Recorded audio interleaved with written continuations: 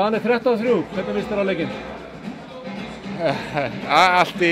Ég náttúrulega ánægður að við skulum vera með yfirhöndina. Kannski fullmiklir yfirburðir en þeir eru bara fámennir, ungir, þeir ná ekki í heilt lið, þeir þurfa fleiri en 12 útispilara, þeir ætla að ná í fullt lið því miður. Og við reynum bara að keyra á hraðanum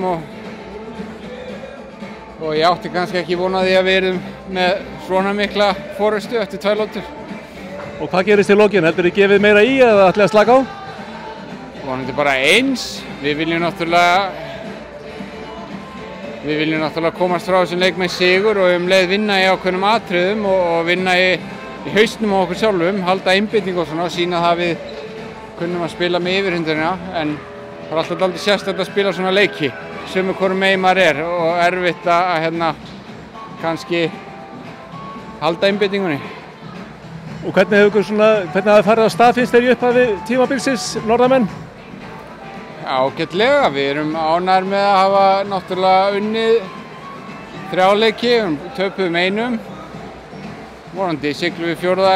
í höfn hérna og við vitum að stigin telja, stigin fyrir sigrana, það geta talið í lok tímabils. Við höfum oft lent í vandræðum út af slakri byrjun á tímabilinu, þannig að þetta er svona kærkomin tilbreyting fyrir okkar norðamenn að byrja bara krafti.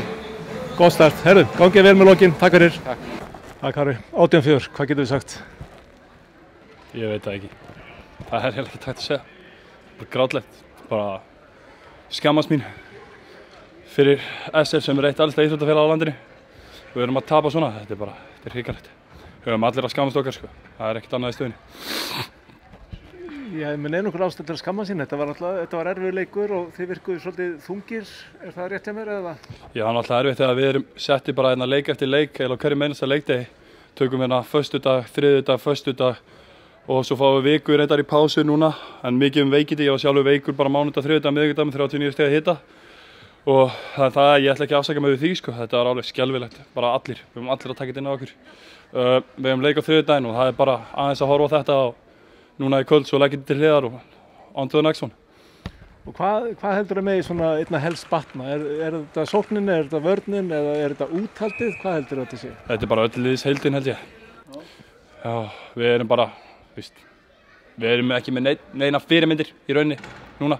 Ég á að vera að líta upp til einhvers sem er búinn að spila í þessari deild í mörg ár. Í staðinn er ég þessi gæi, eins og þeir eru með Sigga Sig sem er náttúrulega bara, að það er búið að spila fyrir 24 Íslandsmeistaratitla, þá er hann búinn að vinna 22.